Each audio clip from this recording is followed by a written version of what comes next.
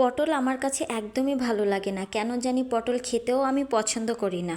তবে পটলের ভর্তা আবার আমার কাছে খুবই ভালো লাগে। পটলের ভর্তা করে খাওয়াটা আমি রংপুর গিয়ে শিখেছি। আমার শ্বশুরবাড়ি হচ্ছে লালমনিরহাট জেলায়। আমার নিজের শ্বশুর শাশুড়ি নেই, মাঝে মাঝে সময় কাটানোর জন্য চাচি শাশুড়ি ওইখানে গিয়ে বসে থাকতাম।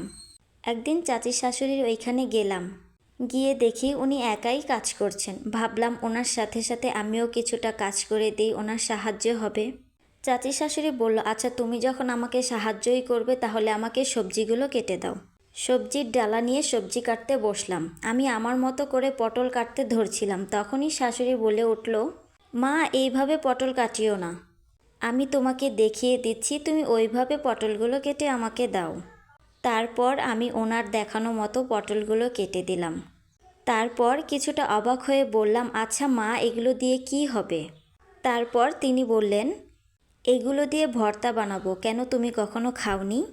আমি বললাম, না মা, আমি কখনোই পটলের ভর্তা করিনি, বা আমাদের বাড়িতে কেউ কখনো এইভাবে পটল দিয়ে ভর্তা বানায়নি। তারপর চাচির শাশুড়ি আমার চোখের সামনে খুব যত্ন সহকারে পটলের ভর্তা বানালো। তারপর আমাকে ভাত খেতে দিয়ে বলল, দেখো তো মা কেমন হয়েছে।